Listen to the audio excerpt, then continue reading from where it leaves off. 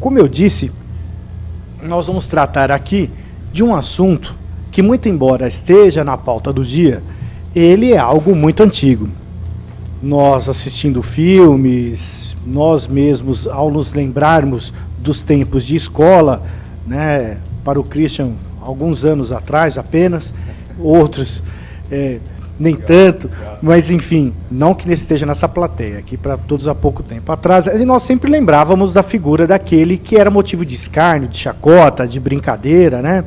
Aliás, nesse momento, até aqueles que não me conhecem, fiquem à vontade na hora de perguntar, quiser me chamar de Ricardo, de Moraes, de Cabezon, né? Eu já me adaptei a esse nome.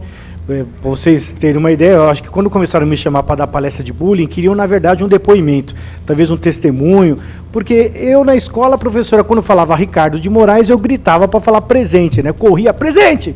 Se ela falasse Cabezon, eu não era mais o Ricardo. Daí para frente eu era o Cabeção, Cabeçola, Caixa d'Água, o Grande Moringa, Estuprador de Gorro e assim por diante, porque o pessoal fala, pô, o nome do cara é o quê? Cabezon. Bom, imaginem o motivo depois de chacota, de bagunça, de zoeira que ficava na sala, né? Era uma coisa insuportável. Então eu aprendi a lidar com esse nome há muito tempo, gosto muito dele, né? Hoje eu não tenho qualquer problema. No começo eu ficava, não entendia o porquê de tanta gozação, mas quando eu busquei a tradução do nome, tudo para mim mudou. Meu pai veio da Espanha com 14 anos, e na Espanha, cabeçón significa o líder, o cabeça. Então, nada mais me abala. As pessoas às vezes que ficam falando é porque não conhecem o significado do nome. É claro que eu gostaria que fosse assim mesmo, né? Mas é incrível, é um nome forte, né? Então, às vezes a gente começa a verificar a questão das diferenças e de todas essas situações que chamam a atenção até para a gozação, a partir do próprio nome, da estatura, né? Às vezes do jeito de ser da pessoa, e quando a gente acaba reunindo muitas dessas coisas no mesmo sujeito, como eu, por exemplo, aí fica mais complicado ainda para a gente poder se livrar, às vezes, desse estigma. Mas, de toda forma, vamos, então, ao nosso assunto. É importante nós falarmos que o bullying, como nós veremos, e a sua repercussão na área digital, na esfera digital, que é o cyberbullying, ele está ligado fundamentalmente a questões de direitos da criança e do adolescente, né, e que se repercutem, que são protagonizadas no ambiente escolar. E é importante, antes de eu falar para vocês do porquê que as pessoas ficam tão incomodadas por bullying, e por que se fala tanto hoje em dia, um pouco do nosso cenário, o que nós vivenciamos hoje em termos de proteção aos direitos infanto-juvenis. A primeira situação que nós temos aqui para narrar é que nós temos um fenômeno social que faz com que as pessoas transponham a adolescência e a própria infância. As crianças não querem ser crianças, querem ser adolescentes, e os adolescentes querem ser adultos. Vocês já verificam uma criança com 11 anos preocupada em se maquiar, preocupada com o namorado, que é um celular. Ela tem preocupações diferentes, talvez, daquelas que nós acalentávamos quando éramos, no meu caso, menor, que eu sempre fui pequeno, mas quando nós tínhamos menos idade. Nós tínhamos, às vezes, percepções diferenciadas da que hoje nós encontramos. Aqui na Ordem nós tivemos que entrar contra uma grande loja de departamento aqui de São Paulo, que estava vendendo sutiãs com enchimento para crianças com 8 anos de idade, 10 anos de idade. Quer dizer, uma erotização precoce da criança e até colocando ela numa situação, né, de uma adolescente ou de uma moça já, enfim, colocando ali, e não era um seio, às vezes, não era enchimento, às vezes pequeno não, né? Então, nós notamos esse apelo cultural em que, se nós hoje nos depararmos diante de uma criança de 11 anos brincando com boneca, existe às vezes até uma própria repreensão cultural, olhos de censura, porque hoje não é normal vocês encontrarem uma criança de 11 anos querendo brincar de boneca, vai falar, mas é muito boba, hein? Ela está brincando ainda de boneca, que é isso? E essa fase tão importante que são as brincadeiras, né, que acabam fazendo que nós desenvolvamos a nossa criatividade, a imaginação, o nosso raciocínio, elas são então transpostas. Elas são relegadas a um segundo plano e nós encontramos muitas vezes hoje adultos que não tiveram infância, adultos que não tiveram adolescência, que já procuraram vivenciar problemas de faixas etárias muito superiores à sua, né? E por essa razão deixaram de viver, deixaram de aproveitar momentos importantíssimos para que eles se conhecessem melhor e pudessem também aprender a se sociabilizar. Bom, uma das questões que mais marcam essa transposição da adolescência é, sem dúvida alguma, o fato de nós estarmos numa sociedade consumerista.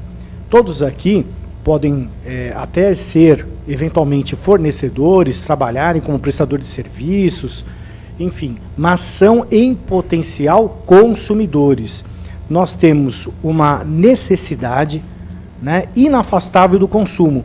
Nenhum de nós, por mais que reúna em si um grande conhecimento para desenvolver vários produtos para o seu sustento, desenvolvimento, satisfação das suas necessidades básicas, jamais conseguirá produzir todos. Tá? Então, por mais que aqui alguém tenha uma habilidade, por exemplo, com modelagem, corte de roupa, ele não vai conseguir fabricar remédio para ele, não vai conseguir fabricar um relógio, um óculos, um sapato. Então nós precisamos consumir. E essa necessidade inafastável do consumo, ela faz até com que ela dita o nosso futuro, ela faz com que nós estejamos ou não no mercado, com que nós sejamos ou não aceitos, enfim. Essa necessidade do consumo, ela acaba incutindo na cabeça das pessoas, muitas vezes, uma inversão de valores em que o ter se sobrepõe ao ser. A pessoa, aquele que é sinônimo de sucesso, é aquele hoje que está com roupas boas, é aquele que tem um bom carro, é aquele que tem ali um bom relógio, se apresenta bem vestido para a sociedade, tem um ótimo tênis. E esse tipo de situação, ele é extremamente impactante para o jovem. O jovem, ele está passando por uma fase em que nem ele se conhece direito. Ele está sendo cobrado sobre qual é a profissão que ele vai querer seguir na vida, com quem que ele vai querer ficar, a sua sexualidade, né, se ele consegue achar alguém ou não para poder se relacionar. Ele é cobrado pela família, porque muitas vezes ele é tratado ainda como adolescente, né, dentro de casa, mas ao mesmo tempo ele tem responsabilidades de adulto, então ele fica numa fase extremamente complicada e, ao mesmo tempo, ele sente uma necessidade muito grande de ser aceito pelas outras pessoas, até para que ele se firme, para que ele veja se ele está no caminho certo ou não, porque é muito complicada a autocrítica nesse momento. É uma caldeira ali em ebulição, muita coisa acontecendo ao mesmo tempo, e é necessário que ele tenha padrões de aceitação social, até para que ele se considere normal. Eu sou normal, eu estou agradando, eu faço sucesso. Né? Aqueles que são, nesse momento, desconsiderados, alijados, essas pessoas começam a desenvolver traumas, que até Freud fala que são traumas quase que insuperáveis. Enfim, foi feita uma pesquisa há cerca de 3 anos aqui no Brasil, sobre quais eram os principais valores que um jovem e um adulto eles tinham para si como mais importantes. E foi feito um questionário lúdico, em que se colocava o seguinte, não qual é o maior valor para você, mas falava, você gosta de viajar, você gosta de ficar no computador, você gosta de ler um livro, enfim, era questionado a esses jovens, esses adultos, né, questões da nossa vida comum, habitual, e, para nossa surpresa, essa pesquisa, ela acabou tendo essa conclusão que está aí projetada para vocês. Em primeiro lugar, para o jovem, em termos de importância, de valor, está a aceitação social. Mesmo antes, ali superando, portanto, o que eu vou comer e aonde eu vou dormir. Então, para o jovem, é mais importante ser aceito pelo outro, até mesmo em virtude daquela preocupação do que eu vou comer e onde eu vou dormir. Para o adulto, depois, né, da questão da alimentação, que é a mais importante, a segunda é a aceitação social, até mesmo diante de onde eu vou dormir, a moradia. Isso explica muita coisa. Primeiro, a questão, por exemplo, dos comerciais de TV. Vocês, assim como eu, temos televisão em casa, né? É uma necessidade, não tem jeito, a gente acaba tendo o televisor e assistindo as propagandas. As propagandas, elas dificilmente elas enaltecem o produto pelo que ele é considerado em si mesmo. Elas consideram o produto por aquilo que ele pode causar nas pessoas, por aquilo que ele pode propiciar às pessoas. Então, no fenômeno consumerista, nós temos os produtos sendo enaltecidos nas propagandas pelas sensações que eles podem propiciar nas demais pessoas. Por exemplo, propaganda de carro. Ninguém vai falar que o carro é econômico, que a garantia dele é isso.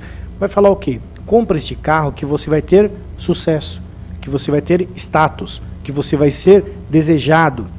Beba cerveja. Ninguém vai ficar falando da cerveja, se ela causa barriga, se dá barriga no sujeito, o sujeito vai ficar com barrigão, se ele vai ficar com barrigão, se ele pode ficar bêbado, se ele não vai ficar bêbado. Vai colocar o seguinte, qual é a proposta? Beba cerveja, que você vai ter momentos felizes na tua vida, você vai ter amigos, você vai ter desprendimento daquilo que te aborrece, né? Então, as propagandas, elas procuram passar para nós sensações. Sensações essas, tá, que nós podemos experimentar se nós tivermos aquilo. Enfim, nesse sentido, o jovem que é bombardeado por isso, ele também quer ser feliz, ele também quer agradar. E ele fica com essa preocupação, a preocupação do ter, né? E já começa essa inversão de valores. Até as cores, senhores, as cores são importantes. Por que que as grandes redes de fast food, McDonald's, Habib's, por que que era vermelho e amarelo e agora não mais o é? Permanece o logo vermelho e amarelo, mas as redes não são. Porque o vermelho combinado com o amarelo causa ansiedade e vontade de sair logo daquele lugar. Né? Fome, ansiedade e vontade de sair logo daquele lugar. Podem ver que nós tivemos uma grande reforma dessas redes e hoje você encontra dentro da rede McDonald's tons pastéis, né? Às vezes ali marronzinho, um verdinho, né? Não tem mais vermelho e amarelo dentro das redes como era antigamente, porque hoje o objetivo não é mais comer e sair correndo, é ficar lá consumindo. Então colocaram o cybercafé, agora chamam as pessoas para tomar café da manhã, enfim, tudo isso faz parte de uma política. Até a gente aconselha as pessoas que, se for para o primeiro encontro com a pessoa amada, por exemplo, um baile à fantasia, não vá de chapolim colorado, vermelho e amarelo, porque vai causar na pessoa fome, vontade de sair logo do lugar e ansiedade, né? Então, é um tipo de vestimenta que não é recomendável. Mas existe todo um estudo, todo um trabalho por trás, por trás de uma propaganda, de um trabalho para enaltecer um produto que leva em consideração não só a questão da aceitação social, que é o que o público se preocupa, como também em agradá-lo, mesmo que subliminarmente, em trazer para ele satisfação naquela ideia, naquela imagem que nós estamos passando. Isso até explica algumas questões. Por que que filho de ministro, filho de grandes empresários estão se envolvendo hoje com criminalidade? Por que que um filho de um ministro vai colocar fogo numa pessoa que está dormindo no ponto de ônibus? Por que que um sujeito, filho de um empresário, o sujeito teve educação, estudou em boas escolas, por que que vai levar essa pessoa a parar o carro para chutar uma mulher que estava no ponto de ônibus porque ele pensou que era prostituta, né? Muitas vezes porque o grupo assim o faz, e ele até mesmo nesses rituais de integração, ele procura fazer igual, reproduzir as mesmas questões, porque, como eu disse a vocês, a aceitação, ser aceito pelo grupo, ter todo mundo olhando para a gente e nos apoiando é algo extremamente importante. Meu caro, tem lugar aqui, viu? Fica à vontade. Então, imaginem nós chegarmos no lugar e ser conhecido como espalha-roda, né? O sujeito chega, todo mundo sai. É algo que ninguém quer ser, sem dúvida alguma. Bom, uma outra questão que a gente lida também, dentro dessa questão do bullying, é lembrar um fator cultural do psicotapa. Nós temos, entre nós enraizado, a questão de que certas questões se resolvem na porrada.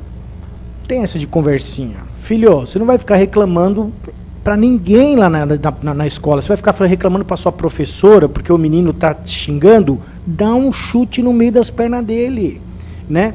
Então, muitas vezes, o fator cultural, a forma como nós, muitas vezes, lidamos com os nossos problemas, nós podemos não perceber, mas eles alimentam todo um ecossistema que daqui a pouco nós vamos tratar disso aqui.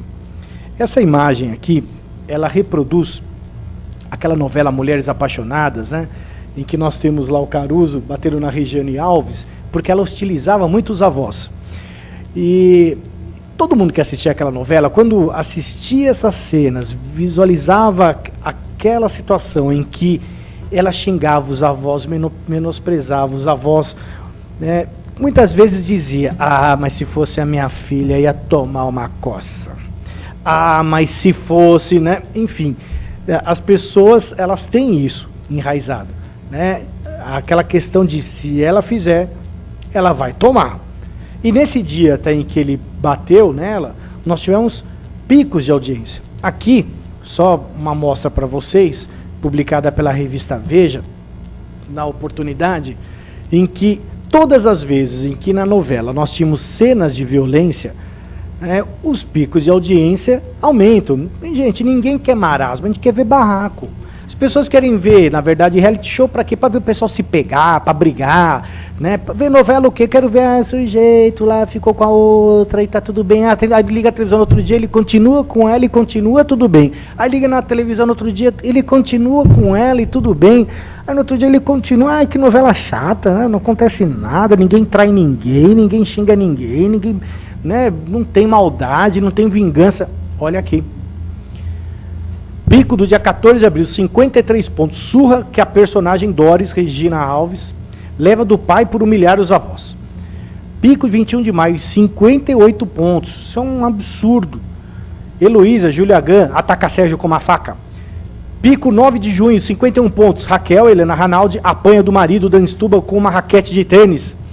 Pico 2 de julho, 56 pontos. Paulinha, Ana Gualda, xinga Clara, Aline Moraes, de sapatona, ambas se atracam. O povo quer ver sangue, não é verdade? O sujeito vai para o circo e torce para o leão, né? Hoje mais ainda, né? Porque a gente tem essa questão do direito dos animais, mas sempre foi assim. Se o leão é manso, não tem graça, gente. O leão tem que ser muito bravo.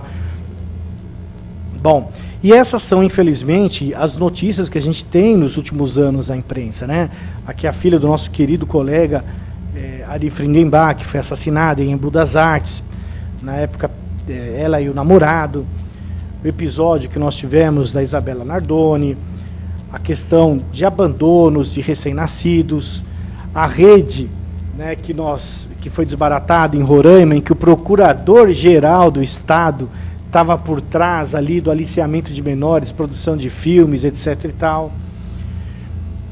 Questões novas, até no cenário internacional, com relação ao consumismo, crianças viciadas em celular. Hoje nós temos crianças dependentes de internet. Né? Quando se viaja, vai para um sítio, a criança começa a ficar deprimida, ela começa a ficar desesperada porque ela está desplugada, não tem nada para ela fazer.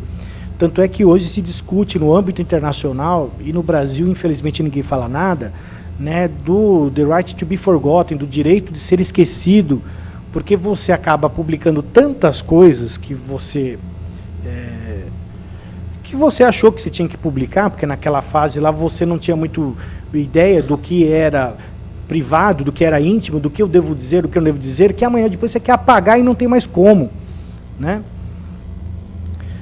A questão de violência social, né? Corpos de 3 jovens são encontrados no lixão do rio, mãe teria matado filha a facadas durante a discussão, crianças de até 5 anos trabalhavam em lavouras de tabaco no Pará, né?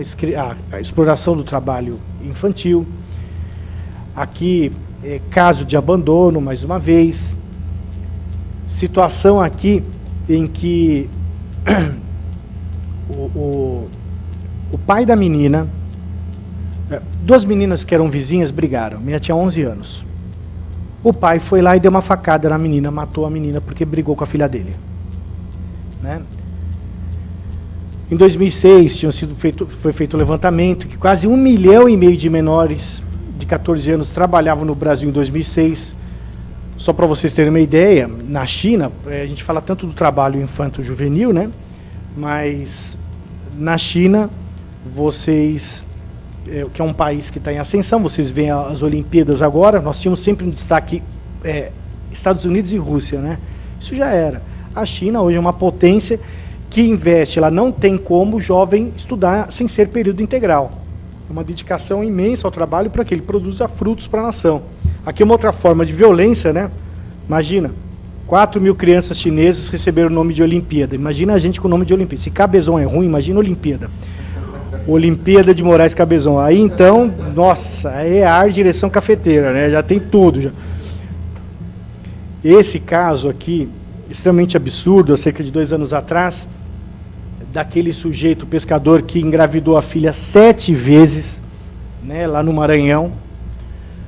Nós tivemos depois uma epidemia de casos semelhantes, um outro sujeito também que abusava da filha, esse austríaco que durante 24 anos se viciava a própria filha, teve filhos com ela, e na hora que ele começou a molestar os seus netos, né, os seus netos filhos, né, a mãe, que é a sua filha, ficou tão revoltada que resolveu fugir e denunciá-lo. Porque ela falou, não quero que eles passem a mesma coisa que eu estou passando. Então, situações completamente fora da realidade, impensáveis. Como que, ao falar em bullying, cyberbullying, a gente fala sobre violência, né?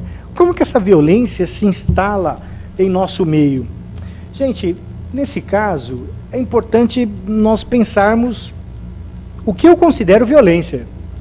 Porque aquilo que a gente vê com os outros, né, às vezes a gente faz parte de uma pedrinha ali, o nosso agir, o nosso pensar, o nosso manifestar, pode estar colaborando de certa forma para a sedimentação de uma cultura. É como esse exercício aqui de ilusão de ótica, em que muitas vezes, se nós olharmos ao longe da figura, você vê aqui, por exemplo, um rosto de um ser humano. Agora, quando você começa a olhar perto, você vê que várias imagens de animais compõem esse rosto. É a mesma coisa a violência. Você não imagina que, às vezes, uma palavra, um ato, né, uma forma como você se posiciona diante de uma criança, de um adolescente, que isso pode, né, depois, juntadas as peças, né, formar ali um mosaico cuja configuração é de algo extremamente violento, é de algo que você não desejava, você não almejava, né, quando tinha perpetrado esse tipo de ação. Então aqui, só os comentários, né, ilusão de ótica são distorções, né, que a semelhança aqui das relações humanas podem ocorrer. Nós reagimos ao que percebemos e nem sempre o que percebemos é uma realidade objetiva. Quando a realidade percebida se distancia da realidade objetiva, ocorre a incompreensão, a frustração e o conflito. Eu não sei se um dia vocês já fizeram uma experiência, se tem algum psicólogo aqui, ou alguém que já passou por uma experiência, de fazer um exercício chamado a janela de Johari. John e Harry eram 2 psicólogos que procuram estudar a personalidade humana. E eles falam o seguinte, que nós temos uma janela da nossa personalidade. Essa janela tem 4 vidros. O primeiro vidrinho é a imagem que você tem, segundo você mesmo, né? Então é a tua área, é aquilo que você deixa os outros ver e você mesmo está consciente que deixa eles verem. Existe uma outra área, tá? Que é o que os outros veem, mas o que você nem imagina o que eles estão vendo. Então é a tua área cega, mas com a área conhecida dos outros. Existe uma outra área, que é uma área obscura, nem os outros, nem você conhece. É aquele homem, mulher das cavernas que existe dentro de nós, que só quando pisam no nosso calo a gente solta e a gente até estranha. Nossa, como é que eu fiz isso? Né? Quando alguém bate no carro, a pessoa sai do prumo. Então a gente fala, ué, né? E existe uma outra área, né, que, fora essa que as pessoas conhecem, que porque eu deixei conhecer, é aquilo, e existe aquelas outras que eu conheço, só deixo eles conhecerem aquilo que eu quero, e aqueles que eles conhecem aquilo que eu não quero, e a nossa área, como eu falei, a área cega e a área obscura, né, que na verdade são 4, como eu disse, muito embora eu tenha falado 5 aqui, mas São 4, é a área cega, a área obscura, aquilo que os outros veem e eu não sei, e aquilo que eles veem e eu deixo eles conscientemente verem. Ele procura responder algumas perguntas, né? Por exemplo, por que será que as pessoas me cumprimentam na rua? Para alguns, dá porque elas têm medo da pessoa, outros porque elas têm respeito, outros porque elas têm medo, por exemplo, de perder o emprego, ou por interesse. Então, essa janela de O'Hare, ela procura fazer uma reflexão sobre como é o seu relacionamento com os outros e com você mesmo, até que ponto você se conhece e tem ali um conhecimento dos desdobramentos do seu comportamento sobre os outros. Bom, e essa questão, ela passa muito disso, né? Às vezes a gente vê fatos quebrados no dia a dia e não imagina que concatenando esses fatos, alinhando, nós temos, às vezes, imagens diferentes. Então, às vezes, você não sabe porque você está tão irritado, mas é porque você teve um dia, né, com pequenos estresses que te chega numa situação de limite. Você não sabe por quê, mas você já está hoje ali hipertenso, você está com um quadro de estresse agudo, você está passando mal, está ali com a sua pressão alta, porque às vezes você não consegue mensurar, saber os seus próprios limites, a tua vida está muito além. E a criança e o adolescente sente isso e passa pela mesma coisa. Bom, tendo então essas conotações, tá, de que a violência é algo muito presente no nosso dia a dia. As pessoas procuram resolver as coisas hoje no tapa. Existe uma pressão muito grande para que nós bem nos relacionemos com os demais. E nesses relacionamentos vale tudo. Você pode perder o amigo, mas você não perde a piada, né? Então, você quer ser uma pessoa popular, às vezes se você se envereda ali pelo caminho de tirar sarro de todo mundo, né, você está fazendo uma opção, muitas vezes, de viver em conflito com muita gente. Nós temos esse fenômeno muito antigo chamado bullying, tá? Que aqui no Brasil também é extremamente comum, apesar do nome estrangeiro. Nós temos uma série de situações que vão de trotes da escola, até mesmo hostilizações graves de corte de cabelo da pessoa sem que ela queira, menina que está com bronca da outra manda cortar o cabelo. Nós tivemos um caso, depois eu vou mostrar para vocês aqui, de uma menina que a colega estava com bronca dela na escola, porque um garoto começou a gostar dela e o garoto era o queridão. Ela levou gasolina, jogou gasolina na menina e ateou fogo. A colega tentou separar, né? E a menina pegou um compasso que ela tinha na bolsa e fincou no pescoço da outra. Então, para vocês verem a que ponto as coisas chegam. Hoje é comum filmar brigas. E agora com essa moda do MMC, do UFC, do MMA, das lutas, os meninos, já tem gente que tem já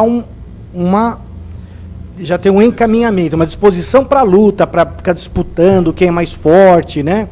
Agora, então, virou febre isso. E eles postam no YouTube as brigas. Postam no YouTube que o sujeito bateu no outro, que deu um soco na boca do outro, né? Fazem ali brincadeiras de mau gosto filmando. Então, aquilo que nós tínhamos antigamente, aquele apelido da escola, que eu não gostava, que estava lá na escola, né? Hoje, ele não fica mais na escola. Hoje ele ganha o mundo, porque eu coloco na internet.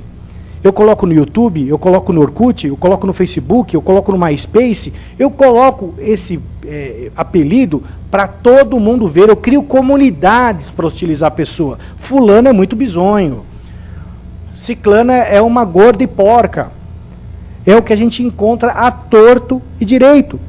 Então, veja, a questão do bullying hoje, ela está muito mais aperfeiçoada. Com hoje o ramo, né, cibernético, porque aí tem o nome cyberbullying, que é do cibernético, ou seja, o ramo eletrônico, a questão do bullying tomou uma proporção hoje extremamente gigantesca. Né, uma proporção que vai além dos muros da escola, vai além do bairro, você não consegue mais se livrar daquele estigma, não tem jeito. Então, o que seria bullying? Bullying são atos repetidos de intimidação. Nós estamos agora para criminalizar o bullying, né? Bullying a pessoa que foi sacaneada um dia, é bullying. Pode ser um ato ensejador de bullying, mas não necessariamente é o bullying, porque o bullying é algo repetido. Eu peguei a pessoa para Cristo, eu estou de marcação com ela. Eu tenho uma hostilização contínua com aquele sujeito. Não é apenas uma tiração de sarro de um dia. O sujeito tomou um tropeção em frente à escola, caiu, todo bullying.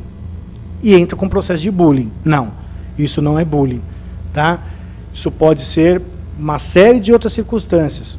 Bullying não vai ser. Pode caracterizar dano moral? Depende da situação, até pode, mas bullying não é.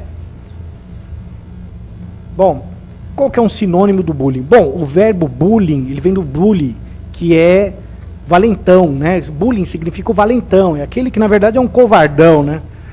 Então, é até um nome já pejorativo do sujeito que é muito valentão, que gosta então de tratar os outros com covardia, se aproveitar da fraqueza de um ponto fraco do outro para poder pegar no pé dele. E são sinônimos desses bullying, de bullying: assediar, oprimir, dominar, vexar, constranger, injuriar, intimidar, provocar, ameaçar, ofender, atormentar, tiranizar, desmoralizar, desvalorizar, depreciar, hostilizar, atormentar, perseguir, abusar, excluir, ridicularizar, fragilizar, estigmatizar, aterrorizar, dentre outros. Pessoas famosas que sofreram bullying. Albert Einstein sofria bullying direto, porque ele sempre foi uma pessoa muito diferente, né? E os próprios professores, eles praticavam bullying com Einstein, porque Einstein era um sujeito acima da curva, né?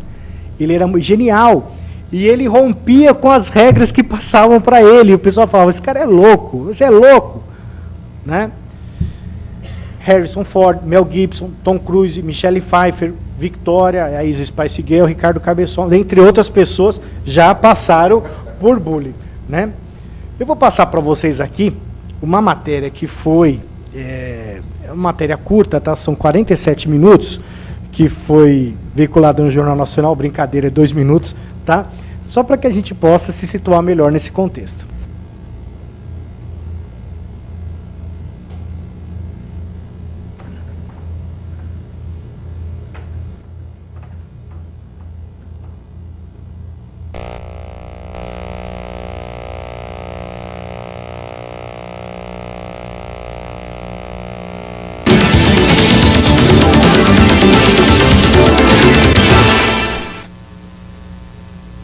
No colégio que eu estudo agora é mais tranquilo, né? Mas você sabe que todo colégio é complicado, tem sempre um desses tipos querendo caçar confusão e tudo. A escola é o ponto de referência, o lugar de fazer amigos, de crescer juntos. Além dos estudos, eles conversam, jogam, riem, brincam. Em cenas assim, parecem apenas jovens no intervalo entre as aulas. Mas muitas vezes não é o que parece. No mundo inteiro, pais, educadores, médicos e psicólogos estão preocupados com a violência entre adolescentes. Além de agressões físicas, surge uma nova prática, mais sutil e cruel. É o que os especialistas chamam de bullying, palavra em inglês que quer dizer atormentar, perseguir, humilhar, ou como eles mesmos dizem, zoar. Quer falar que não gosta do pessoal, sabe? Aí é que zoa mais ainda. Sempre dá, porque eles pegam de vez em quando até o defeito da pessoa. 101 dálmatas, meu querido. Por causa das minhas pintinhas que eu tenho bastante. Eu já sofri muito com apelido, mas muito mesmo. Já me botaram muito apelido e já fiquei muito ofendido também. Não sei porquê, me pergunta que eu não sei responder, me chamam de lasanha, né? Uma pesquisa feita em escolas do Rio de Janeiro, a Associação para a Proteção da Infância e Adolescência descobriu que o padrão brasileiro não difere muito do europeu ou do americano. O que mais magoa os adolescentes é ser motivo de deboche dos colegas, principalmente na escola, o lugar onde é mais importante ser aceito pelo grupo. Em muitas delas, à margem do aprendizado, da amizade, as agressões se tornaram prática frequente. 40% dos alunos já foram autores e vítimas de agressões. 28,3% declararam ser vítimas dos colegas. O local onde mais acontecem agressões, 59,8% dos casos, é a sala de aula. Os alunos de 5ª e 6ª séries, no início da adolescência, são as maiores vítimas, 56%. O agredido pode ter consequências muito graves, principalmente se ele não for ouvido, não puder contar o que está sofrendo, e que alguma providência seja tomada na escola e para os pais. Os pais e a direção da escola em Minas Gerais só foram se dar conta do que acontecia quando a menina de 12 anos foi espancada pelos colegas. Ela não contava para ninguém as agressões que sofria, quase diariamente. Eu fiquei calada, não queria assustar minha mãe e meu pai, mas teve um dia que eu não aguentei, cheguei chorando em casa. Os pais procuraram a direção, queriam investigar o problema. A filha passou a ser ameaçada pelos agressores e agora, apavorada, não quer mais voltar às aulas.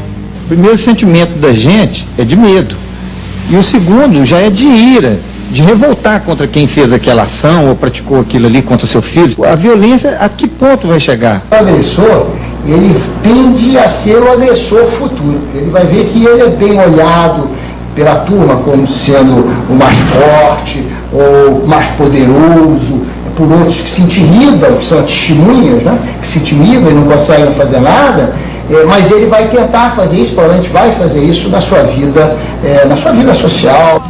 Em Brasília, meninos de classe média e alta, de 16 a 19 anos, sem qualquer limite, já repetem na sociedade o comportamento agressor. Fazem parte de gangues, picham, brigam, querem dominar os outros pelo medo.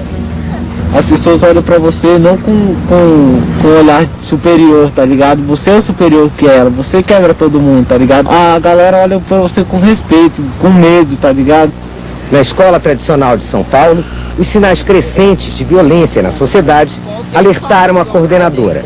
Quando os alunos propuseram participar das campanhas contra a guerra no Iraque, ela lembrou a todos que a paz começa nos pequenos atos diários, na escola, na família, na vida. O colégio agora tem um programa anti-violência, todos os dias, para sempre. Nossa, mas estão matando ali, guerreando lá, assaltando ali, e o que eu faço? Você começa aqui, pequeno, na sua relação com as pessoas que estão por perto de você. Cuida desta relação, que você cuidando dessa relação, você chega lá. É a sua maneira de contribuir. Muito bem.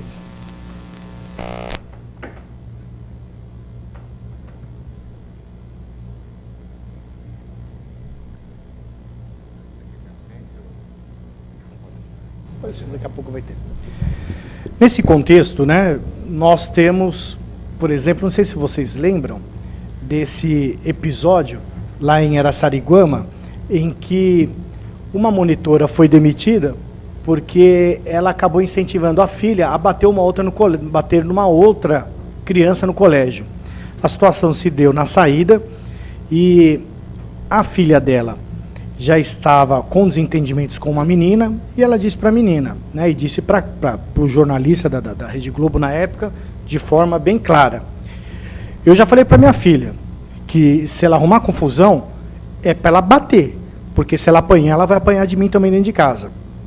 E no dia em que ela batia na menina, que chegou até a desmaiar, né, foi tudo gravado ali pelos colegas que estavam assistindo, ela falava: não entra não, não entra não, pode deixar ela bater, porque é minha filha.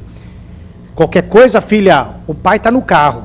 Então, e a menina foi até deixar a outra, batendo na outra, até deixá-la desmaiada no chão. Nós tivemos o caso, né, que aconteceu em Realengo, em abril do ano passado, no caso do Wellington, em que ele foi ali no colégio em que ele estudava no passado, em que ele era chamado na época de swing, porque ele andava se balançando, aí o pessoal chamava ele de swing. Ah, o swing, porque ele andava, né? E apelidavam ele de Sherman também, em razão da aparência dele, que segundo os colegas era de nerd. Ele então ficou durante anos, né, arquitetando ali a sua vingança, até o dia em que ele foi lá, e como vocês já têm conhecimento, ele matou 12 crianças, né, e acertou várias outras, e acabou falecendo numa troca de tiros ali com o policial. Essa situação, ela era no passado, esse sujeito era no passado uma vítima de bullying, né, que acabou, de certa forma, descompensando, ou acabou, de certa forma, tornando ainda mais claro, às vezes, alguma descompensação que ele tinha. Né, acabou, de certa forma, reforçando uma outra linha, uma linha comportamental agressiva que ele tinha dentro dele. Mesma situação aconteceu lá em Columbine, nos Estados Unidos. Né? Nós tivemos o caso também de um menino que tinha traços asiáticos e ficavam chamando ele de terrorista, de tudo quanto é nome na escola. Ele viu um filme, chegou na escola, matou todos que estavam lá na sala na hora e se suicidou em seguida. Enfim, vocês vão ver que o bullying, ele quando não parte para a violência, o revide, ele leva ao suicídio ou então à depressão. Bullying é uma experiência que quem vive, né, para nós que não estamos vivendo, é algo até que a gente consegue conversar, falar, mas para quem vive é algo que é praticamente intransponível, porque ele se sente um lixo, ele se sente alguém completamente desprestigiado, alijado, cerceado. Aqui, um garoto, né, também no Rio de Janeiro, que voltou para a escola depois de uma agressão para matar um outro colega a facadas. Nós tivemos, então, esse outro caso. O sujeito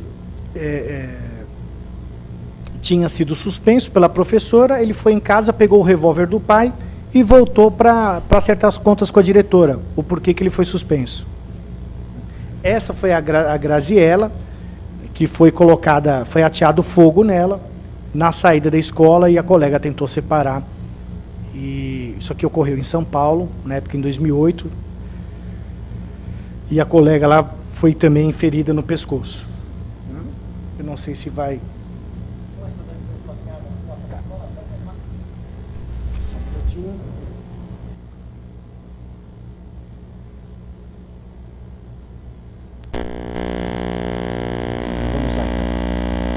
Uma estudante foi espancada na porta da escola até desmaiar. E a violência foi registrada na saída do bairro dos Pimentas, em Guarulhos. As imagens que você vai ver agora foram enviadas pelo telespectador Léo Lima. No meio de um grupo de estudantes, uma menina puxa o cabelo da outra. Começa a briga e as duas caem no chão.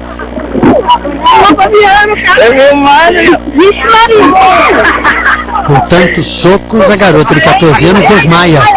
Enquanto alguns amigos tentam socorrer, outros se divertem com a cena.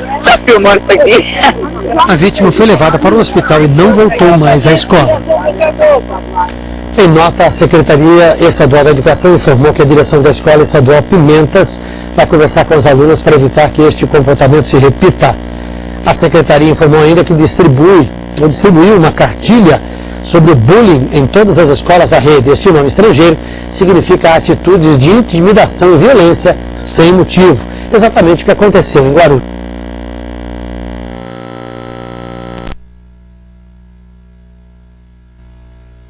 Já caminhando aqui para nossa conversa do meio para o fim, né? Alguns mitos e equívocos quando nós tratamos de bullying. Primeiro, quando vem uma criança falar para nós que está sofrendo violência na escola, a primeira ideia que se tem, até por parte de educadores, é que é a implicância da criança. Outra coisa é que bullying não traz nenhuma implicação para a vida futura do menor. A criança que sofre bullying deve revidar, deve retaliar. A culpa é da vítima, mas o sujeito é muito lesado também, Deus me livre, né? Mas esse menino também está pedindo para ser zoado, né? Então é um dos comentários que nós temos. A vítima é fraca, impopular, sensível demais. Passar pelo bullying torna a criança mais forte e preparada para a vida. A criança que conta o que está sofrendo com bullying é fofoqueira. Crianças devem enfrentar bullying como homens. Crianças devem resolver o problema do bullying por si próprias. O bullying é um ritual de passagem normal entre crianças e adolescentes. O bullying é uma situação inevitável, você deve aceitá-lo. Aqui um diário da Vigei, né, que era um garoto que se suicidou após ter sofrido bullying, né? Então é um caso que se mostra muito na internet, acabou virando um caso emblemático. Ele colocou: segunda-feira tiraram meu dinheiro, terça-feira me xingaram, quarta-feira rasgaram meu uniforme, quinta-feira meu corpo está coberto de sangue, sexta-feira terminou, sábado liberdade. Há cerca de 4 meses eu atendi um caso de um pai adotivo. Foi o seguinte, a empregada doméstica estava grávida. Veio para a casa dele, ele acabou registrando o filho da empregada doméstica depois em nome dele, para a criança não ficar. Ele trata a criança como se filho fosse. Ela veio do norte, já com uma certa idade, já tinha 3 outros filhos, ele acabou acolhendo na casa dele essa senhora. É um pastor, ele tem as suas convicções religiosas muito firmes, tal, enfim. E ele começou a perceber que o dinheiro começou a sumir da carteira dele. Que ele, não é possível, eu saquei hoje R$100. E amanhã ele percebia que tinha 80 na carteira, 70 na carteira, está sumindo dinheiro. E começou a ver isso de forma, assim, habitual. E ele resolveu fazer uma marca na cédula. Porque ele começou a desconfiar que era um menino. Ele começou a desconfiar que o menino estava esquisito, o menino estava estranho. Ele fez uma marca na cédula. Bom, esse caso é um caso do Rio de Janeiro. O rapaz, ele é carioca. E ele falava para mim que, assim, ele estava querendo pegar, porque ele falou, ele deve estar mexendo com droga, não é possível. E no dia que sumiu o dinheiro, sumiu justamente a nota marcada. Ele começou a fazer um pente fino no quarto do menino, falou, sumiu meu dinheiro, você que pegou? Não, deixa eu ver. E começou a revirar o quarto do menino, a mala do menino, e o menino, não, ele disse que maior auê na casa dele ali, né, todo mundo falando, mas o que você está fazendo, e não sei o quê, e ele revistando todas as coisas, nervoso, começou a dar prensa no menino, bateu no menino, e o menino, depois ali dele ficar dando uma pressão, acabou falando que foi ele que pegou e mostrou onde é que estava o dinheiro. O que esse sujeito não sabia é que aquele menino de 14 anos, ele estava sendo pressionado na escola pelos seus outros colegas de sala, e quando ele entrava dentro do banheiro, os meninos entravam junto com ele e ficavam sodomizando o menino. Então, além dele comprar um refrigerante, eles jogavam o refrigerante todo fora, né, começaram a cobrar pedágio dele na escola, para não ficarem molestando. E ele chegou, inclusive, a ser abusado sexualmente por 3 oportunidades. E ele não queria mais isso. Então, o que ele fazia? Ele morria de vergonha de falar, porque como esse pai dele, até pela postura que ele tinha, a opção religiosa dele, que ele era pastor, era uma pessoa muito brava lá na região, ele ficou com medo dele falar na escola e o menino ia morrer, acontecer alguma coisa, enfim. O menino estava assustadíssimo. Né, ou falarem que ele era homossexual e ele não era, enfim, ficou morrendo de medo. E descobriu um caso muito pior por trás disso. Olha, senhores, eu lido já há um tempo com criança e adolescente e a gente verifica o seguinte, não é que criança, às vezes, a pessoa fala que tem criança que é perversa. Não é isso. A criança e o adolescente muitas vezes não tem freios morais, se ela não tiver um bom acompanhamento do pai, da mãe. Por exemplo, você vê uma criança observando uma pessoa que é manca vindo na rua, ou que fez uma cirurgia no olho e está com o olho tampado. Às vezes a reação dela é cômica diante de uma situação como essa. Ela olha e começa a dar risada, começa a achar graça, né? Aí quando você fala, não, filho, isso aí porque ele se acidentou, ele se machucou, estava dodói, por isso que está assim, né? Ele tem dor, isso não faz isso não. Aí a criança acaba tendo um reenquadramento e uma outra postura. Mas criança, ela vai no ponto fraco da outra. Ela olha, ela não mede as palavras. O sujeito é gordo, gordo. O outro é careca, careca. O sujeito usa 4 olhos. Eu não sei o quê. Não tem ali meio termo. Ela verbaliza na mesma hora. Então, se não é uma ação educativa, seja educação formal ou informal, seja na escola ou em casa, com certeza isso vai se agravando. E quando os colegas começam a achar graça, ele tem plateia para tirar sarro e todo mundo aplaudir, aí pronto, isso não para. Isso não para. Eu não preciso nem falar, todo mundo aqui já vivenciou isso na escola e sabe que tem muita gente que é palhaço sem graça na escola, mas ele faz isso porque ele tem plateia. Tem gente que aplaude, fica dando incentivo e ele vai embora. E ai daquele que cai em descrédito no sujeito como esse.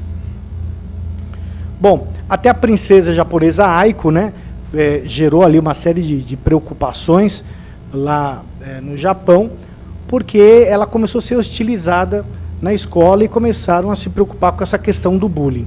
Só resumindo, hoje a questão do bullying, isso aqui foi em 2008, essa pesquisa, ela já retrata, né, uma das maiores preocupações dos pais ao matricular um filho na escola. Até mesmo antes da seriedade do projeto pedagógico, a primeira coisa que os pais perguntam é se a escola ela fica observando o comportamento dos alunos, se tem monitoramento no intervalo, se as crianças não se pegam, se, enfim, se os jovens são acompanhados o tempo todo. Até mesmo antes de perguntar qual é o projeto pedagógico da escola, como é que a escola lida com a questão do vestibular e assim por diante. Ela se preocupa, em primeiro lugar, com a segurança dentro da escola. Bom, já falando aqui da proteção da criança e do adolescente, lembramos então que o bullying é um fenômeno que ocorre dentro da escola, com menores, né, como vítimas ou como vilões. Uma coisa que a gente sempre fala para os clientes, e vocês que estão hoje aqui ouvindo, é um ramo extremamente carente, porque as pessoas não estudam muito essa questão de bullying, tá? É o seguinte: o senhor tem certeza que seu filho é a vítima, né, e procura ter ali todo, às vezes, um psicodiagnóstico, porque às vezes o filho é o autor de toda a violência. E ele apenas está sofrendo uma retaliação do que ele já vem fazendo há muito tempo. Então é importante, antes de vocês pegarem o caso e irem adiante, verificarem se efetivamente aquela pessoa que se coloca na sua frente como o pai e a mãe da vítima, ela efetivamente o é, porque ela pode ser o pai ou a mãe do autor das violências. Então é um primeiro passo a ser dado, né? O Senado ele vem colocando aqui, em termos protetivos, uma questão de combate ao bullying na LDB, né? Então, vocês vão ver que até em São Paulo, por exemplo, nós temos um regulamento anti-bullying aqui no nosso município. Só que esse regramento, ele não prevê pena. Com relação a bullying, o que vocês fazem? Olha, gente, bullying, vocês vão aplicar o Código Penal comum. Bateu, lesão corporal, né? É menor, ato infracional, que pode dar internação mediante violência ou grave ameaça. Então, ato infracional. Menor de 12 anos não vai responder ali por uma medida socioeducativa, no caso uma internação, mas recebe uma medida protetiva, uma medida de segurança, em que os pais, inclusive, podem ser obrigados a comparecer em sessões também psicológicas, né, para poder ver se de repente a criança não está reproduzindo algo que ela vê diariamente dentro de casa. O pai espanca a mãe dentro de casa e ela também acaba, como reprodutora, fazendo a mesma coisa na escola, né? Bom, o artigo 227 da Constituição Federal, ele traz para nós que o princípio da prioridade absoluta. Ele fala que não existe outro princípio no âmbito do ordenamento jurídico brasileiro que seja inferior, que seja ali mais importante do que o da proteção da criança e adolescente. E ele diz, literalmente, que é dever da família, da sociedade e do Estado assegurar com a inteira prioridade, com a absoluta prioridade, esse é o termo exato, com a absoluta prioridade, a criança, ao adolescente e ao jovem, né? Saúde, educação, entretenimento, moradia, além de colocar a salvo de toda forma de violência, ameaça e opressão. Então, nós vamos ver o seguinte: quando nós falamos de direito da criança e adolescente, nós estamos lidando com um direito que tem toda a prioridade de gasto público, toda a prioridade de atenção, todos os ordenamentos cedem. Por quê? Porque o legislador brasileiro fez uma opção, investir até os 18 anos de uma pessoa, para que, segundo as estatísticas do IBGE ali, né, que ela vai viver até os 71 anos, viva dando frutos, viva produzindo, viva de forma positiva para a nação e não de forma negativa. Hoje, os infratores, só para vocês terem uma ideia, não chegam, aqui no nosso caso, a 5% da população juvenil. Mas é algo que, quando sai na imprensa, nos incomoda. E geralmente leva as pessoas à comoção, à revolta, a querer cadeia, né? Imaginem se nós não tivéssemos essa política. O problema é a desvirtualização disso. Questão do cyberbullying. Cyberbullying, pessoal, como eu disse a vocês, ela é o bullying praticado por meios eletrônicos, por meios interpostos. Então, nós podemos até mesmo falar em cyberbullying, tá? Quando, por exemplo, a pessoa chega e eu mando uma mensagem SMS para todos da sala, dizendo, chegou o chato. Ou ele está falando alguma coisa e fala, nossa, o cara é muito mala. E continuo, né, por meios eletrônicos, estigmatizando, humilhando, vexando essa pessoa. Bom, nós até comentamos que hoje, na sociedade da informação, é quase que impossível você ver alguém que está desplugado, que não usa a internet. Até Hering, se estivesse vivo, Hering, na sua famosa obra A Luta pelo Direito, ele dizia, se está no mundo, está no direito, não é verdade? Hoje, se ele estivesse vivo, ele ia falar, se está no Google, está no direito, né? Porque dificilmente nós temos algo que não se encontra lá.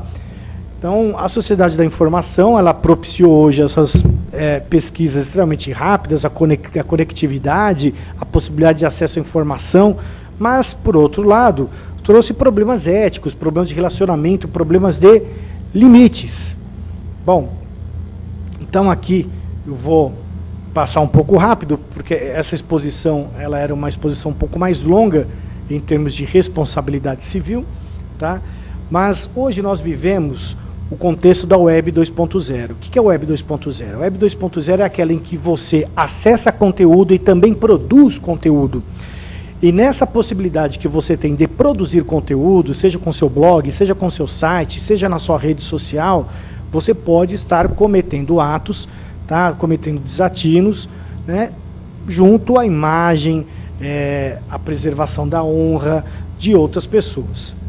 Então, aqui um exemplo, né, hoje de situações que nós temos, que são habitualmente utilizadas, desde o Messenger do Orkut, o Flickr, o YouTube, o Skype, enfim, Twitter, WordPress, enfim, vários exemplos que nós temos, desde ali sites de bloggers, de publicações de vídeos, disponibilidade de relacionamentos sociais, etc. e tal. Algumas situações hoje típicas das redes sociais. Na rede MySpace.com nós tivemos um caso de uma mulher acusada de levar a garota ao suicídio. Isso foi um caso muito famoso. A mulher começou a se relacionar com uma outra garota, se passando por um garoto, né? Ela se apresentava como um homem que estava interessado nela. E depois, quando marcou um encontro, foi lá e ridicularizou essa menina. Falou, você é muito trouxa, você ficava se relacionando comigo, achando que eu era um menino, você não é de nada, você acha que você é capaz de conquistar um homem? Ridicularizou, a menina se suicidou. E essa mulher foi acusada, então, de levar essa garota ao suicídio. O Facebook, então, nós já tivemos vários casos, né, envolvendo mulher presa por... Tinha uma ordem de restrição, que nem nós temos o dado do Dolabella com a Luana Piovani, perdão. E essa pessoa, com essa restrição de proximidade, cutucou o outro no Facebook. Que, para quem usa, é aquela ferramenta, cutucar fulano. Você vai lá e cutucou, violou a restrição, né? Foi presa. 200 mil penetras descobrem uma festa. 200 mil pessoas foram para uma festa. Sujeito colocou no Facebook, já é festa do meu aniversário, não sei o quê. Aí todo mundo começou, vamos para lá. Vamos para lá. Gente que não se conhecia de tudo quanto é lugar falou, vamos para lá. Essas coisas de a gente se encontrar amanhã na Avenida Paulista, às 3 horas da tarde, para todo mundo atravessar a faixa de pedestre em frente à Rua Frei Caneca, todo mundo descalço, né? Então as pessoas vêm de tudo quanto é lugar, chega na hora, atravessa descalço, né? Atravessa sem camisa. Foi 200 mil pessoas para essa festa, de bico. Profile é utilizado para fazer propaganda de produto, profile de pessoa falecida. Então, como hoje nós temos da Nair Belo, hoje nós temos o Orkut da Nair Belo, que é super acessado, né? Em que comenta ali tudo quanto é casa da Nair Belo, só se for uma sessão espírita, né, gente? Porque não dá, né? Fulano no Twitter falou, estou indo viajar, não sei o quê, ótimo. Pegaram e assaltaram a casa dele. Essa mania que as pessoas têm de ficar estou na praia e não tem ninguém em casa, né? Começa a colocar um monte de coisa ali que não... Enfim. Nós tivemos no Messenger um sujeito que morreu por fingir ser uma mulher, ele ficou brincando com um amigo, do mesmo fato ali do primeiro caso, no MySpace, em que a mulher se passou por homem, ele fingiu ser mulher ali com um amigo, com um sujeito que ele conhecia, que era todo metidão, o sujeito era nervoso, ele brincando, o sujeito descobriu, foi lá e o matou. Bom, resumidamente, hoje na internet nós temos uma indústria de notícias. Notícias que nós não sabemos se nos trazem informes ou informações, porque informes são relatos, muitas vezes não oficiais, situações que nós não temos a certeza se ela tem procedência ou não, né? E muitas vezes tem. Então você tem que ter o quê? Bom senso. Você tem que ter muitas vezes o tato de fazer pesquisas antes de sair repercutindo, compartilhando algo que você não sabe se foi bem assim, né? Lembrando que dentro dessa ferramenta nós tivemos um levantamento pela empresa Ebita Empresa da FECOM, aqui de São Paulo, que nós temos, em média, no Brasil, 20 milhões de consumidores que realizam habitualmente compras na internet. Hoje, ter um escritório na internet, gente, é essencial. E nós temos, lógico, que observar, aqui estou ao lado de um conselheiro aqui do TED, né? Mas nós temos que observar o nosso regulamento de ética, lógico, nosso estatuto, mas é fundamental que vocês estejam com o seu escritório na internet, porque muita coisa acontece por aí. Você se apresenta para uma pessoa, a primeira coisa que ela faz em casa é pegar o teu nome lá no Google e saber quem é você. Então é muito importante você salvaguardar esse tipo de informação. Moderada, como lembra aqui o nosso Dr. Christian. Uma diretiva aqui de 2003, tá? Do Parlamento Europeu, do Conselho, e do Conselho, o que é o Conselho, né? É o Conselho Europeu, que trata ali de questões ligadas à sociedade da informação. O que ele disse? Os provedores de armazenagem de conteúdo, como prestador de serviço da sociedade da informação, não serão responsabilizados desde que o prestador, a partir do momento em que tenha conhecimento da ilicitude, atue com diligência no sentido de retirar ou impossibilitar acesso a informações. Então, o que acontece? Quando nós temos uma questão de cyberbullying, a primeira coisa que você quer é o quê? Que retire a comunidade do ar, retire aquela postagem do ar. Aquilo está denegrindo a imagem do teu cliente, do filho do teu cliente. Tá? Posso acessar ali o provedor? Então, nós tivemos já uma série de decisões contrárias, né, e favoráveis, no sentido de que o provedor é responsável. O que hoje vem se sedimentando aqui no Brasil de uma forma, tá, aqui mais clara, até uma resolução que nós tivemos do comitê gestor aqui. Nós temos o princípio hoje do notice and take down, ou seja, a partir do momento em que eu informo o provedor, olha, você está, tá, por exemplo, eu informo o Facebook que aquela comunidade ela é violadora de direitos da personalidade, que ela viola os direitos de alguém. Eles têm que imediatamente tirar do ar. E veja, a Google, quando tinha lá o Orkut, ela não tinha isso, denunciar abuso. Ela só colocou o link denunciar abuso depois de tantas e quantas denúncias e responsabilizações dela. Então eles não colocaram de graça, eles colocaram por conta disso. E a partir do momento em que você notifica, manda ali uma notificação extrajudicial, por exemplo, com aviso de recebimento, e você não vê a retirada daquele conteúdo, a partir daí você consegue responsabilizar o provedor. Por quê? Qual a dificuldade? Dificuldade, gente, é que as pessoas que fazem isso, elas não dão a cara a tapa. Elas fazem perfis que nós chamamos de fakes, perfis falsos. Eu não vou, como Ricardo Cabezon, querer falar mal do Christian na internet. Então eu crio um perfil falso, tá? Utilizo daquela plataforma, do Facebook, do Orkut, enfim, do YouTube, posto algo que eu sei que é mentira, mentiroso ou aviltante a imagem dele e tiro o meu time de campo. Posto numa biblioteca, num lugar que não tem controle de acesso à internet, que no Brasil é muito precário esse controle de internet. Em qualquer outro país, você para acessar a internet, por exemplo, você está na Europa, você mostra o teu passaporte na frente da webcam e daí para frente você começa a fazer a conexão. Tá? Ou você em casa, você se pré-cadastra, eles veem que é você mesmo. Por quê? Porque qualquer postagem naquele IP, eles verificam quem estava no computador naquele horário e vão responsabilizar o usuário que naquele momento fez uso do PC, do notebook, para denegrir a imagem de outra pessoa. Então, o caminho, muitas vezes, é a responsabilidade desse provedor de acesso, do provedor de conteúdo, né, por exemplo, do Facebook e tal. Às vezes o provedor de acesso pode ser também acionado, pode, mas sempre nesse princípio do notice and take down. Ou seja, se eu avisei e ele não baixou, ele não desligou, ele não tirou, não despublicou, digamos assim, aquela informação, é a partir de então que você vai estar falando em responsabilidade. Tá? Aqui uma decisão que foi extremamente importante, do desembargador Francisco Loureiro, aqui do Tribunal de Justiça, aqui em São Paulo. Ele ressalta, né, que uma das circunstâncias que faz com que o provedor tenha que realmente indenizar a outra pessoa, tá, ela está fundada na culpa, quando cientificado do conteúdo ilícito, mantém a mensagem. Então, o sujeito foi avisado, tá, que tinha um conteúdo ilícito e manteve a publicação. Isso gera dano. Isso gera dever de indenizar. Tá? Juntei até alguns outros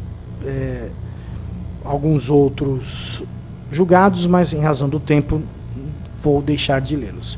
Aqui um exemplo de uma comunidade, a Priscila é uma gorda e chata, né, em que nós não conseguimos chegar ali na pessoa que fez. O que eu posso usar, Cabezão, então, a título de crime, por exemplo, de cyberbullying? Não, existe o crime, o tipo cyberbullying? Não. Você vai usar calúnia, injúria ou difamação. Tá? Em termos penais, em termos cíveis, o que você vai fazer? Ação de responsabilidade civil. Perdi o emprego por causa disso, responsabilidade civil pela perda de uma chance. Né? Enfim, tem que projetar ali as repercussões negativas, fazer uma projeção, né? Como eu disse, fazer essa projeção e ingressar com a demanda.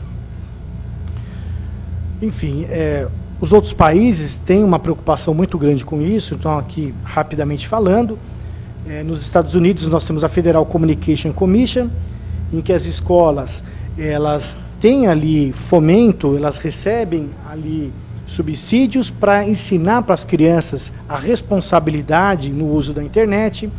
No Reino Unido a mesma coisa, já tem lições obrigatórias aos jovens, né, sobre segurança na internet. Na Alemanha, eles têm ali em determinados estados, como a Renânia do Norte, em que eles criam comunidades virtuais da própria escola para monitorar os alunos no acesso à internet e verificar o que é ético e o que não é ético de se fazer na internet. Bom, só para ter uma ideia, o brasileiro ele está no ranking mundial, tá, de permanecer mais tempo na internet. Então, 8 entre 10 crianças, elas têm ali já o reconhecimento de que passa muito tempo na internet. São cerca de 18,3 horas por semana na internet. A média mundial é 11,4, para ver que nós estamos muito acima do que está no mundo, mesmo com as nossas precariedades de rede, de acesso, que nós sabemos que é muito inferior, né, que é algo muito aquém do que se vê internacionalmente. Aqui só uma notícia, né, o ex-CEO da Google, né, uma publicação no The Wall Street Journal, ele falava exatamente isso, que nós vamos vivenciar no futuro uma série de pedidos, tá, de alteração de nome, porque as pessoas estão fazendo tantas bobagens hoje, por não terem ética, por não terem, às vezes, noção dos seus limites da internet, que elas vão ser obrigadas, depois de um determinado tempo, requererem mudança do seu nome, porque esse nome já vai ficar desgastado. Imagina uma pessoa, por exemplo, que hoje, na flor da idade, 12, 13 anos, ela abre uma comunidade no Facebook, eu adoro fazer sexo. Amanhã esse sujeito quer ser padre, quer ser pastor, quer ser político, e dá para tirar isso depois? Publicou, já era, gente. nós comparamos a publicação na internet ao ato de uma pessoa levar um punhado de talco nas mãos, na torre de um edifício e soprar. Mas nem se eu varrer o quarteirão inteiro, tudo, eu vou ter esse talco de volta na minha mão. Não dá. Aquilo que eu compartilhei não mais é meu, não tenho mais domínio sobre isso. Então, provavelmente essa questão vai voltar para nós, operadores do direito. Tá? Então, nós temos hoje uma série de casos, publiquei um slide que nós tivemos agora, nesse primeiro semestre, mais de 600 casos de cyberbullying em investigação, casos de ameaça de pessoas com base em dados publicados, pessoas que não têm limite, não veem limite na sua privacidade. Gente, eu sou advogado de direito de família. Uma das primeiras coisas que nós fazemos quando uma pessoa está disputando guarda, o que é? Eu vou entrar no profile do ex-consorte. Nós sabemos muito bem que quando nos procuram no escritório, ninguém quer apenas se separar. A pessoa vai lá e fala, doutor, eu quero que isso acabe com a vida dele. Eu quero que a pessoa não quer se separar, ela quer vingança. E quando está se discutindo ali guarda, né, o que acontece? Do pescoço para baixo é tudo canela. Vale tudo, pessoal. Vale tudo. E quando nós estamos recém-separados, o que nós queremos mostrar? É o problema da aceitação social, né? O dever que eu tenho de mostrar para o outro que eu estou bem. O inferno sartreano. Sartre já dizia, o inferno é o outro. Né? Naquela peça teatral dele famosa, Entre Quatro Paredes. Gente, o sujeito acaba de se separar, ele quer mostrar que ele está bem. Ele começa a postar a foto dele na balada, né? Agarrado com 3, 4 mulheres. A garota, né? Beijando 4 garrafas, assim, ó. Tudo que o sujeito não gostava que ela fazia no casamento, agora eu vou mostrar que eu estou free, eu estou fazendo tudo isso. Sai com uma roupa curtíssima, fez tatuagem, colocou piercing na língua, tá beijando garrafa, tá ela toda bêbada ali, abraçada com 4 homens, no clube das mulheres. Nós só vamos Ctrl+P, Ctrl+P, só imprimindo. Chega no processo, Beretíssimo, essa é a pessoa que fala que tem uma conduta ilibada, sendo carregada porque está bêbada, beijando garrafa, né? Enfim, cada hora no lugar. É uma pessoa que pode ficar com uma criança, uma pessoa que faz isso? Perigo da sociedade da informação. Pensa que os clientes não nos procuram? O Risato Nunes me falava isso na sala de aula para nós. E quando ele era advogado, ele perdeu um cliente porque ele foi sair numa escola de samba, ele estava de sunga. Sunga e aquela fantasia por cima. Ele falou, na época ele era advogado da Credicar. O sujeito, um outro grande cliente dele, ouviu, depois que viu ele de sunga, não quis mais continuar com a contratação. Não sei se é porque era muito feio a situação. Né, de coisa até brincar com o professor, o que aconteceu, né? Mas a verdade é o seguinte, as pessoas têm todo aquele estereótipo do advogado, da advogada, né? Que a gente tem que sopesar aquilo que eu estou publicando. Cuidado com isso. Bom, aqui só resumindo, 68% das crianças e adolescentes dizem que não tem qualquer controle, né, quando elas acessam a internet. Aqui era o princípio da proteção integral, que eu tinha falado para vocês. Bom, e aí, a partir do momento em que nós falamos do bullying propriamente dito, nasce o dano moral, né? Quem responde pelo bullying? Só já aqui terminando a nossa exposição. Bom, criminalmente, quem responde é o responsável, é aquele que impingiu todos aqueles atos de vexame, de constrangimento à criança ou adolescente, podendo ser até adolescente mesmo, não tem problema, tá? Na esfera civil, vocês podem optar entre a instituição de ensino, sobretudo quando vocês avisaram, ela não fez nada. Nós já tivemos algumas escolas condenadas, razão pela qual algo rentável que vocês podem explorar é dar suporte à instituição de ensino sobre práticas anti-bullying, tá? Porque a maioria das instituições de ensino não tem regulamento anti-bullying, não sabe o que fazer, morre de medo quando lida com criança e adolescente, porque acha que criança e adolescente é algo intocável e não é, só existe a forma correta de se fazer, e elas muitas vezes não sabem como fazer. Então, quem pode responder pela indenização? O pai da criança e a própria escola. Vocês que escolhem depois contra quem vão mover a ação. Criminalmente, cyberbullying. O responsável E, eventualmente, o provedor de conteúdo, tá? Provedor de acesso dificilmente é responsabilizado. O provedor de conteúdo, tá? Geralmente porque demora para tirar a informação. E o que ele vai responder? Calúnia, injúria e difamação. E, civilmente, indenização por dano moral.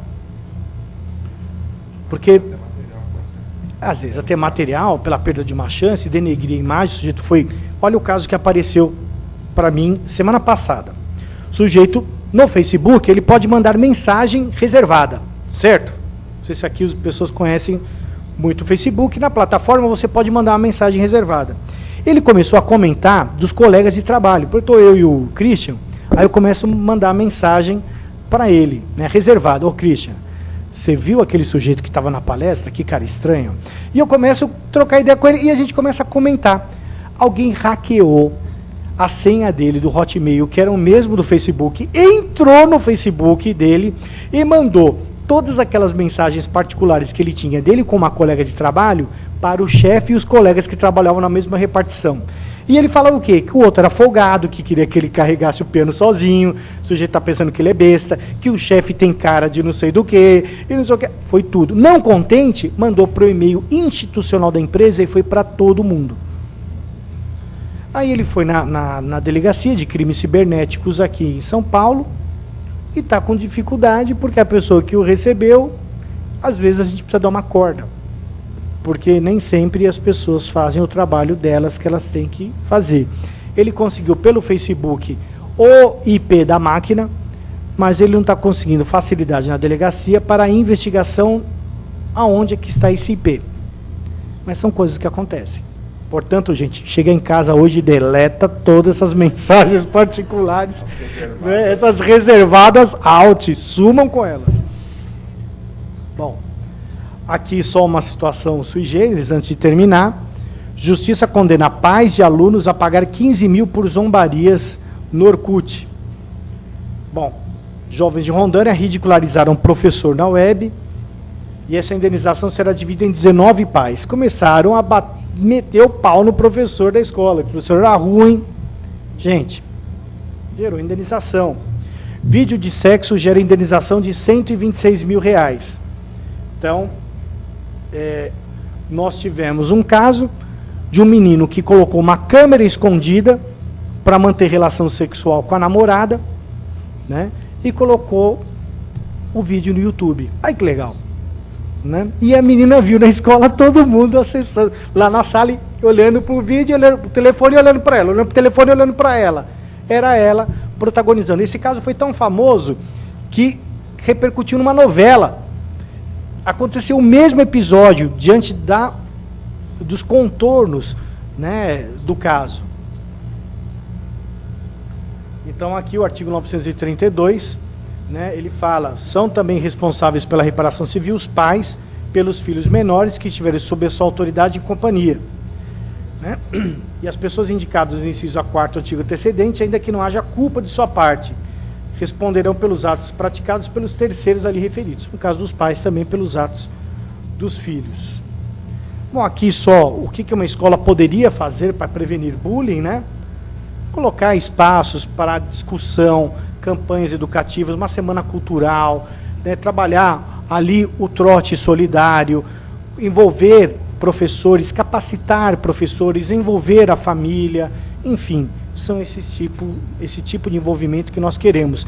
Ter caixas para denúncias anônimas lá na escola, para eu colocar esse tipo de coisa, monitoramento de corredores, enfim.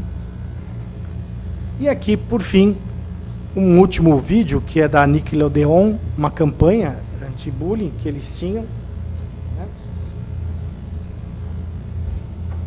E vamos esse vídeo partir para o encerramento.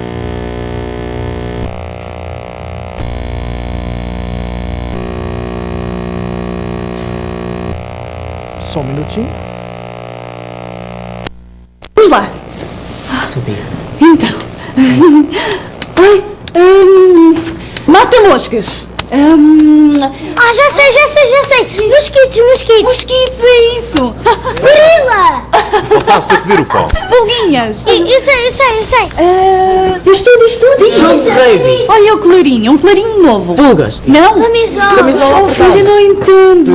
Espera. Não é. Já sei. Jogar à apanhada. É um super-herói. Diz, filha, diz. Correr. Boa. Está a dançar. Ouvir música. É forte. É resposta. Está a ouvir música.